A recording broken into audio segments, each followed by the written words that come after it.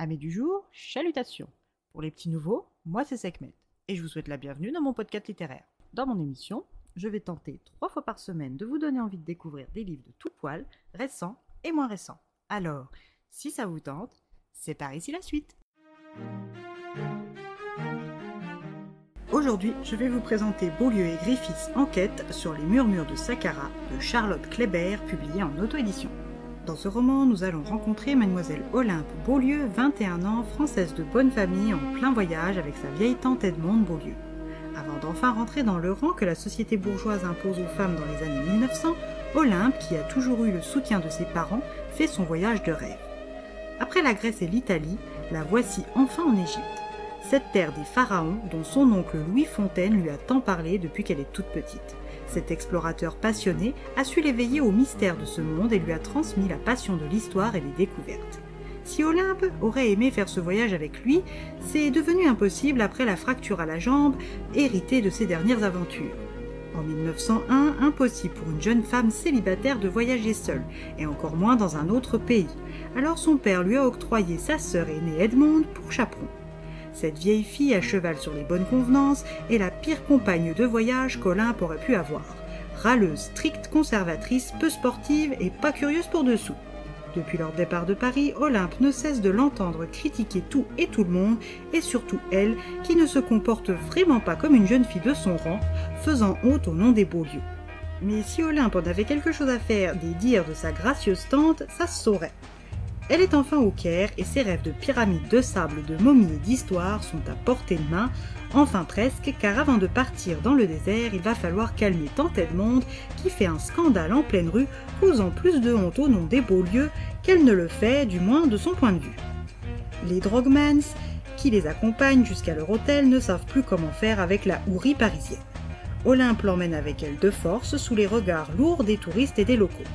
Arrivé au Shepherd, un imposant palais de style napoléonien avec des façades somptueuses et une vaste terrasse ombragée donnant directement sur la vie Kérotte, ce lieu très chic est côtoyé par du beau monde.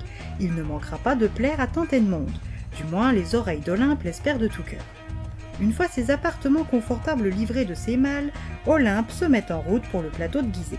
La chaleur sèche de ce mois de février est déjà étouffante alors que le soleil n'est pas encore à son zénith. Mais cela ne dérange nullement Olympe tant le spectacle qui s'offre à elle la subjugue. Vêtue de sa blouse de lin clair et de sa jupe verte en coton doux, la jolie blonde de 21 ans, éprise d'aventure qu'elle est, ferme ses oreilles aux récriminations de son chaperon et part dans le sable d'Égypte. Près de la pyramide, des touristes anglais se massent et l'empêchent d'accéder au site comme elle le voudrait. Elle les contourne et sur un versant réputé inaccessible, elle entame son ascension. Comme coupée du monde réel, elle monte, monte et monte encore quand la voix d'un homme la sort de sa transe. Cet Anglais lui demande de descendre car ce qu'elle fait est interdit. Arrivée près de lui, Olympe constate que l'inconnu est plutôt bel homme avec ses yeux gris, sa chevelure rousse et sa carrure imposante tout en restant svelte. Vexée par son dérapage et sa proximité forcée avec le gentleman, Olympe part retrouver sa vociférante tante même si elle aurait apprécié prolonger le moment.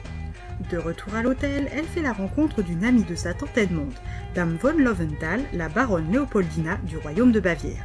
Cette charmante femme est tout ce que sa tante n'est pas, et le courant passe instantanément bien entre elles deux. Polti, qui est une habituée des saisons de fouilles, va lui présenter les égyptologues de son entourage. Elle commence avec Gaston Maspero, le directeur des antiquités, et son adjoint, Émile Bruck. Gaston se prend lui aussi vite d'amitié pour la jeune passionnée qu'elle est et lui propose même une visite guidée de sa concession à la nécropole de Saqqara.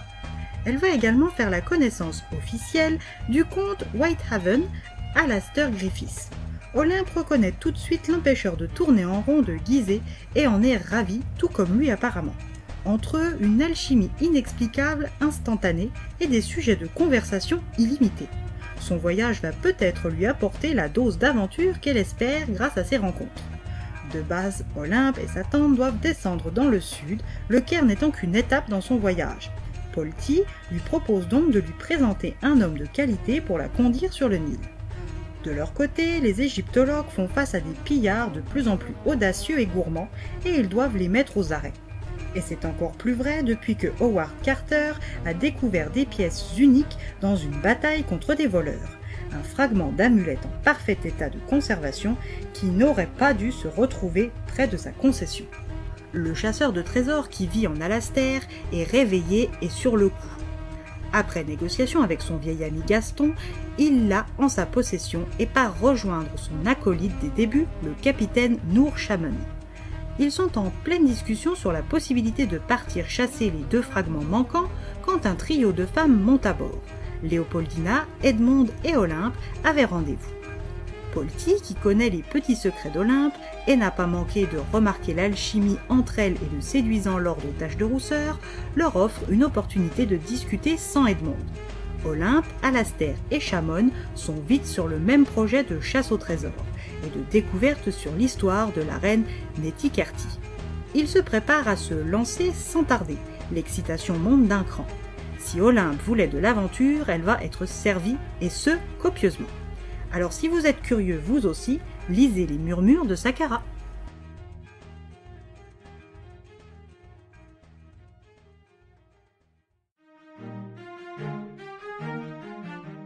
Un roman dynamique, documenté, passionnant et passionné. Si vous aimez les chasses au trésor façon Indiana Jones et les histoires sur l'Égypte antique racontées par Pauline Jedge, alors Les Murmures de Saqqara est un livre fait pour vous aussi. Et bien voilà, j'en ai fini pour aujourd'hui. J'espère que cet épisode vous aura plu et vous aura donné des nouvelles idées de lecture. Si vous souhaitez découvrir d'autres petits bonbons littéraires tout droit sortis de ma bibliothèque, je vous retrouve le samedi 2 août prochain pour un nouvel épisode. Et si d'ici là je vous manque de trop, vous connaissez le chemin sur Instagram, @leslectures de Sekhmet. Il s'y passe tous les jours quelque chose. Sur ce, chalut les amis, et à la prochaine!